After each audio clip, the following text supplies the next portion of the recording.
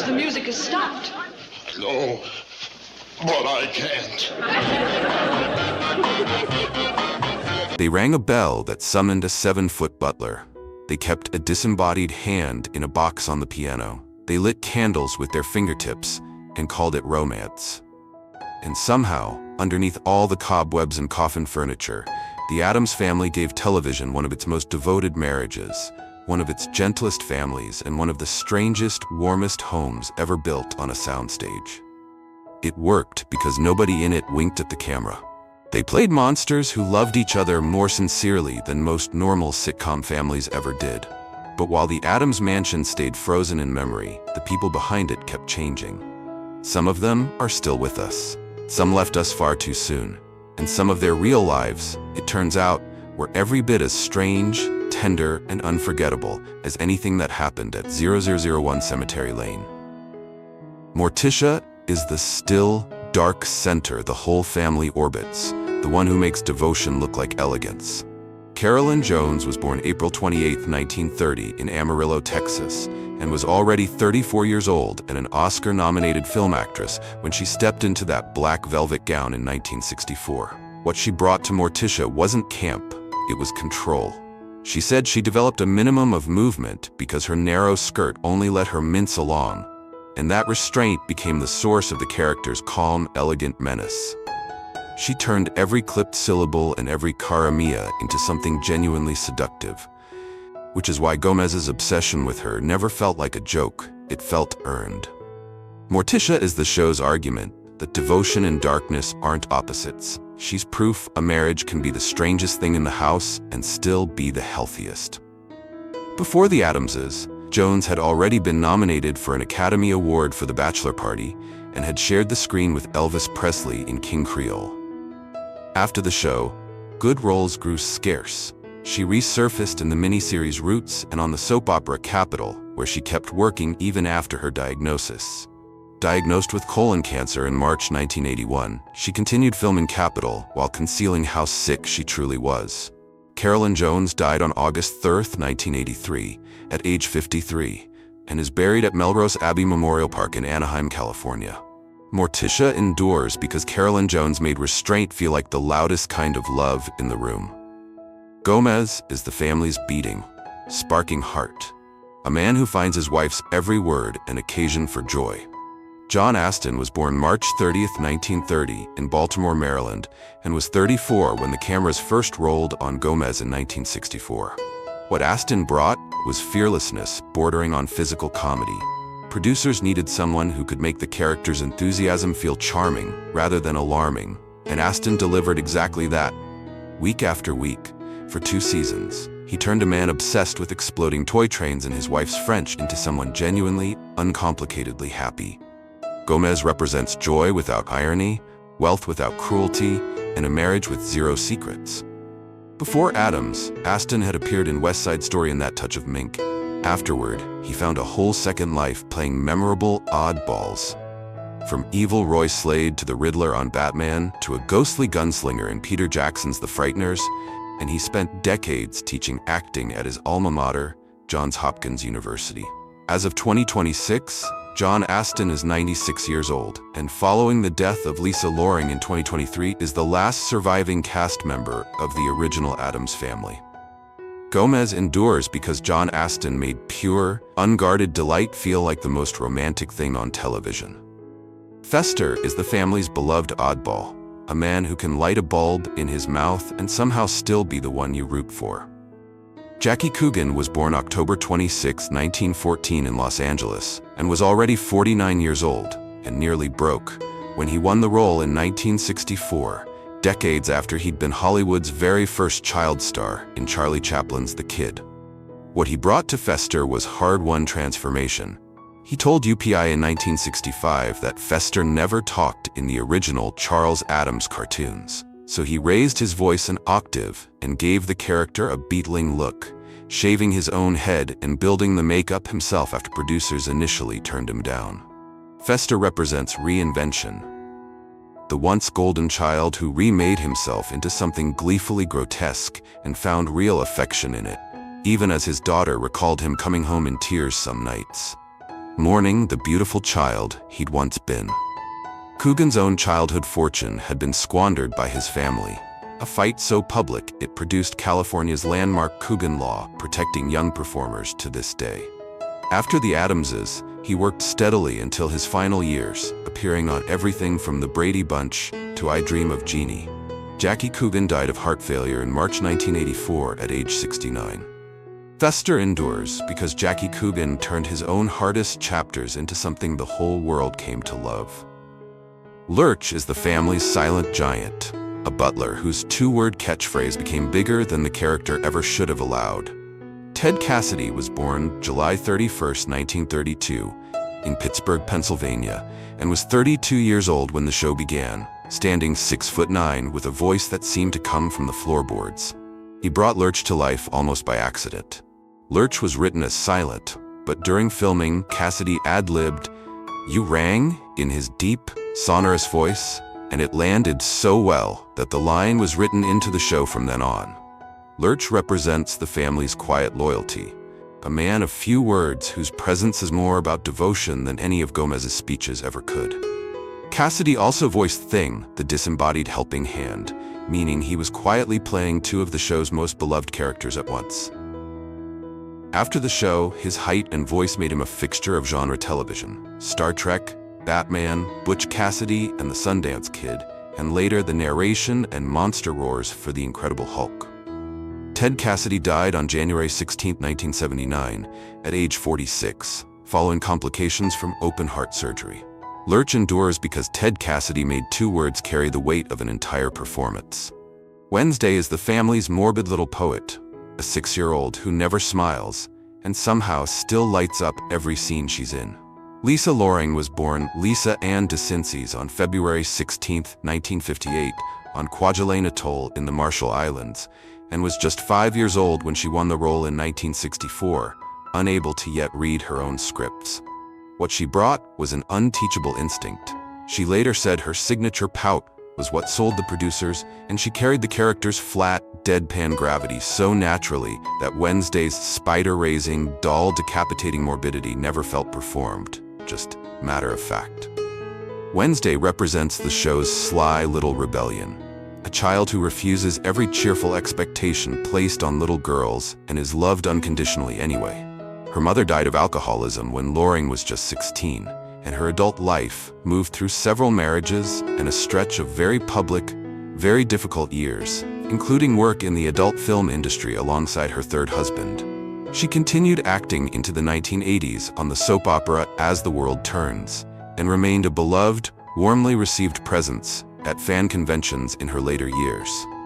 Lisa Loring suffered a massive stroke brought on by smoking and high blood pressure, and died on January 28, 2023, at age 64 after several days on life support. Wednesday endures because Lisa Loring made a child's refusal to smile feel like the most honest performance on the show.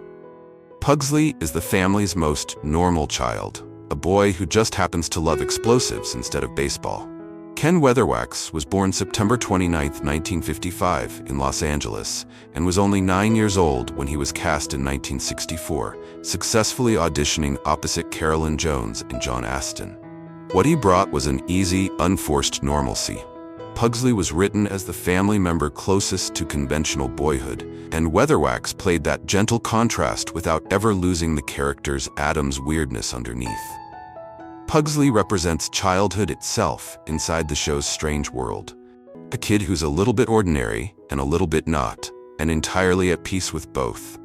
After the series ended, Weatherwax found himself typecast and lost interest in acting altogether, enlisting in the U.S. Army at 17 before building a long, quieter career behind the camera as a studio grip and set builder. He remained close with his former co-stars, regularly reuniting with Lisa Loring and Felix Silla at fan conventions decades later. Ken Weatherwax died of a heart attack at his home in West Hills, California, on December 7, 2014, at age 59. Pugsley endures because Ken Weatherwax made ordinary childhood feel like it belonged, without apology, inside a haunted house. Grandmama is the family's resident witch, equal parts fortune teller, potion brewer, and warm maternal presence. Blossom Rock, born Edith Marie Blossom MacDonald on August 21, 1895 in Philadelphia, was 68 years old when she took the role in 1964. By far the most experienced performer on the set, having already spent decades in vaudeville and film as a contract player billed as Marie Blake. What she brought was a lived-in, unbothered strangeness. She played Grandmama's spells and hexes with the same brisk practicality she'd once brought to playing hospital switchboard operators, never asking the audience to find her funny, which is exactly why she was. Grandmama represents the family's roots, proof that Addams' eccentricity isn't a phase, it's a lineage, stretching back further than anyone else on screen. She was also, fittingly, showbiz royalty in her own right, the elder sister of screen legend Jeanette MacDonald. Before the Addamses, she'd appeared in dozens of films across the Dr. Kildare and Andy Hardy series. By the time of the show's 1977 reunion special, she was too ill to reprise the role and was replaced. Blossom Rock died on January 14, 1978, in Los Angeles at age 82. Grandmama endures because Blossom Rock made ancient strangeness feel like something to be proud of, not hidden. Cousin It is the family's most gleeful mystery, a walking pile of hair who somehow became a full-blown pop culture icon without ever showing his face. Felix Silla was born January 11, 1937, in the small Italian village of Rocca Casale, and was 28 years old when he first appeared as It in 1965, having already built a career as a circus trapeze artist and Hollywood stuntman after emigrating to the US in 1955. What he brought was pure physical charisma, buried under a floor-length wig, sunglasses, and a bowler hat. His voice was dubbed by a sound engineer, so everything it communicated came from Silla's posture, gestures, and comic timing alone, and audiences fell for it completely. Cousin It represents the show's purest, silliest joy, proof that the Addams world had room for something almost entirely inexplicable and just as lovable for it. Standing 3'11", Silla went on to a remarkable run in genre television and film, physically embodying the robot Twiki in Buck Rogers in the 25th Century, Lucifer in the original Battlestar Galactica, and an Ewok in Return of the Jedi. He remained a convention favorite well into his 80s, often reuniting with Weatherwax and Loring. Felix Silla died of pancreatic cancer on April 16, 2021 in Las Vegas, Nevada, at age 84. Cousin It endures because Felix Silla made a costume with no visible face into one of television's most instantly recognizable characters. Granny Frump appears only a handful of times, but she brings the family's darkly comic edge full circle by casting the most famous witch in movie history as one of their own. Margaret Hamilton was born December 9, 1902 in Cleveland, Ohio, and was 62 years old when she appeared as Morticia's mother in 3 episodes between 1965 and 1966. A former kindergarten teacher, who by then had already been terrifying and delighting audiences for a quarter century. What she brought was instant, built-in mythology. This was the Wicked Witch of the West herself, and casting her as Granny Frump let the show wink gently at its own genre without ever breaking character. Granny Frump represents the show's playful self-awareness, proof that the Addams' delightfully macabre worldview had real roots in classic American movie villainy, and that villainy, played with warmth, could be beloved rather than feared. Long before Addams, Hamilton had made cinema history in The Wizard of Oz, suffering real burns during a botched special effects shot.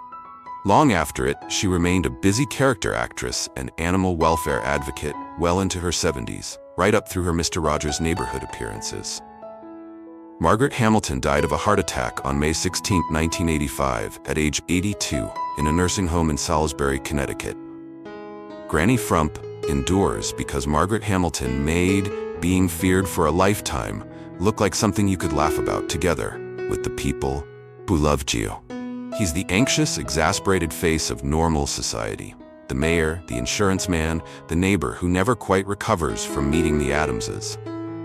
Parley Bear was born August 5, 1914, in Salt Lake City, Utah, and was around 50 years old when he began his recurring run as Arthur J. Henson across 6 episodes between 1965 and 1966, arriving already famous as the original voice of Chester on radio's Gunsmoke, and as the bumbling mayor on The Andy Griffith Show. What he brought was a specific, practiced flavor of flustered authority. The put-upon official whose composure crumbles the moment Thing hands him a pen or Lurch answers the door. A comic rhythm he'd spent decades perfecting on radio and television. His recurring townsfolk represent the sane world's total inability to cope with the Addams' happiness, which is really the show's whole joke. The family isn't the strange one, everyone else is. Bear worked steadily for 6 decades, appearing in over 1,600 television episodes and some 15,000 radio broadcasts, and was still acting into the 1990s, including a role in Dave. Parley Bear died on November 22, 2002, at age 88, following complications from a stroke. Henson endures because Parley Bear made bureaucratic panic one of the show's most reliable running jokes. He's the show's chameleon, a different, flustered stranger every time he turns up at the Addams door. Vito Scotti was born January 26, 1918 in San Francisco, and was about 46 years old during his 4-episode run across the show's first 2 seasons, already known industry-wide as the Man of 1,000 Faces, for his uncanny range across ethnicities and accents in over 200 screen roles. What he brought was pure character actor versatility, playing everyone from the art dealer Sam Picasso to Professor Altshuler, each one a distinct, fully formed comic creation, dropped into the Addams' world for a single episode at a time. His rotating outsiders represent the wider world's endless, revolving parade of confusion whenever it brushes up against the family. Proof the joke never got old because the normal person reacting to it kept changing. Scotty's career stretched from Gilligan's Island and Get Smart to 6 appearances on Columbo and 2 seasons of The Golden Girls decades later. Vito Scotti died of lung cancer on June 5, 1996, at the Motion Picture and Television Country House in Woodland Hills, California, at age 78. Sam Picasso endures because Vito Scotti made being baffled by the Addamses into its own small art form. 60 years on, the Addams mansion still looks exactly the way we remember it. Creaking doors, candlelit dinners, a family too in love with each other to notice the world's discomfort. But time did what it always does to the people who built that illusion. Some kept shining, still working, still showing up decades later to talk about the show that made them famous. Some fought private battles, with typecasting, with addiction, with cancer, with grief nobody saw on screen. And some are now gone, leaving John Astin, remarkably, as the last one standing from that original cast. What none of them lost, though, was the strange, specific magic they made together for 2 black-and-white seasons in the mid-1960s. A magic that still makes people feel somehow like they'd want to live in that house too. So tell us in the comments, which Addams, Morticia, Gomez, Fester, Lurch, Wednesday, Pugsley, Grandmama, or Cousin It, do you remember most and why? If this brought back the theme song snapping in your head, give it a like, subscribe for more Then and Now specials, and stay right here with Retro Rewind.